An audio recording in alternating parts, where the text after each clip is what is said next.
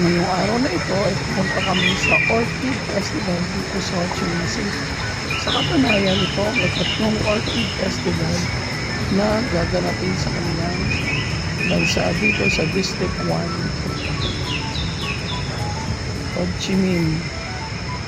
Ayan, ang asawa ko na ay nag-video na ng mga bulaklak na mga bulaklak dito. Talagang yung pagkakasalansan, pagkakaayos, at teka lang mo, marami rin mga locals at iba rin mga taga-bayan o bansa ang nagpupunta rito para magpa-picture sa iba't ibang klase ng mga orchids.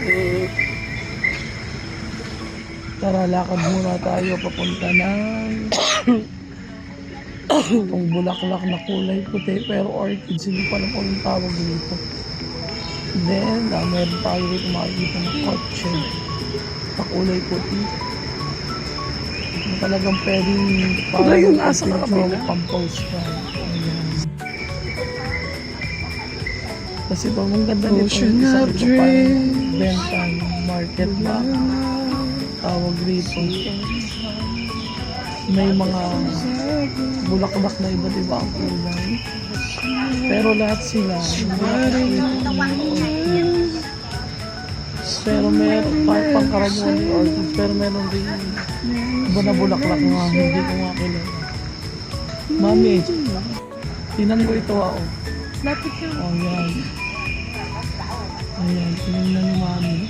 At nagpa-picture na naman. Walang katapusang picture. Yun sa kulay po lang. Ganda pagkakakuha ko sa picture mo. Yeah. Na-send ko sa kanya yun lahat. So ngayon, ang araw na ito ay mamumulaklak pa. Mahirap yata rito kung merong allergy rhinitis, magbababahing ka ng sobra.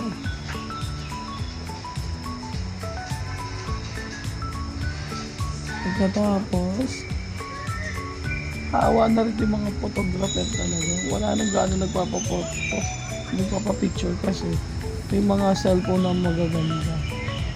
Yung iba kanya-kanya lang nakuha, hindi na nagpapapicture. Siyempre sayang nga naman ang dati. Hindi mag-picture ka na ng sarili mo, kaya mong picturean. O tulad ng ginagawa ko ngayon, nag-ano na lang ako, nag-video at least nakita ko lahat at may remembrance yun. Ayan o, meron pang bulaklak na ito. Meron, tsaka mababangon bulaklak. Malulusog pa eh. Parang ako malusog. Malusog na malusog. Tsaka mapapansin mo rito sa mga tao ay walang mataba. Parang ako lang ang mataba kasi ang pagkain dito sa sa Ho Chi Minh ay more on gulay at saka karne, pero commonly lahat ng pagkain pinanaluan talaga nila ng gulay. Tapos yung klima sobrang init, hindi ko alam kung sa ibang time o panahon ay mainit kasi nga pumunta kami ng panahon dito ay mainit talaga ako. Nagkaroon na ako ng sunburn pati.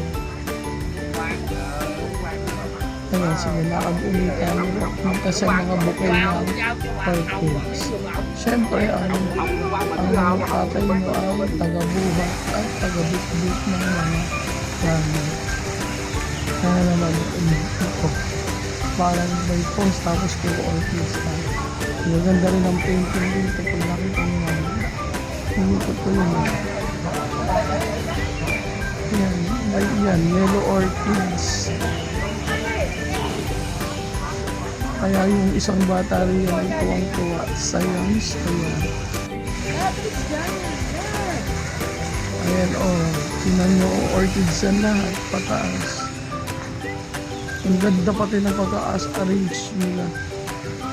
Kasi ito naman yung mga paintings sa sinasabi ko. Ayan yung ganda ng kamay.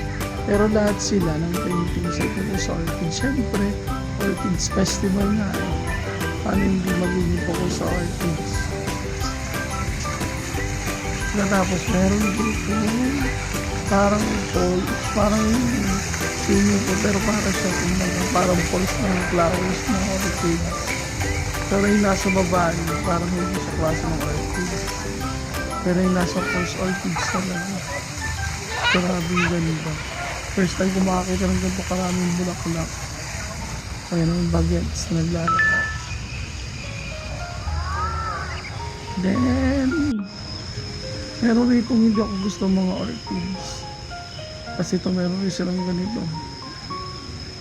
Yan yung palubat na yung cellphone ko. Kaya kumakalas-kalas na yung itsura. Then, ito yung parang ayaw kung tingnan ng mga orchids. Hindi ako gano'n nagagandahan. Doon sa unahan ako nagagandahan. Ano. Kaya kung kayo ay mapupunta rito, mas maganda siguro ay May. Kasi ito, ang Orchid Festival ginaganap tuwing May 16 to May 20. Para maabutan ninyo ito, mga ganun kayong date magpabook. Para makita niyo yung Orchids Festival, napakaganda talaga.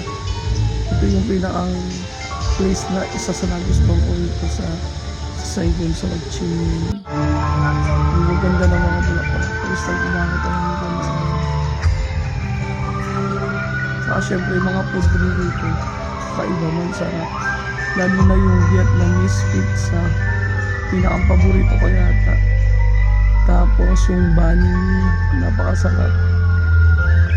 Sa bawat lugar ito, ang daming coffee shop, fruit juices, pinagtitinda. Talagang wala gaano rice rito. Hahanap at hahanap ka. Tsaka pag nandito ka, kailangan mo ma-practice ang paglalakad mo kasi mapapalata ka sa lakaran. Lakad yung lakad. Tsaka di ka maaano sa paglalakad kasi ang sarap ng mga sceneries, yung mga tanawin na nakikita. Ayan. Tapos ang hirap lang dito, nakikipaglabang ka sa traffic. Makikipagkarera ka sa mga sakit na pinangin ko. Ang ganda rin ng mga nakwento na ako. Nga pala ko sa mga bulaklak ang ating tingnan.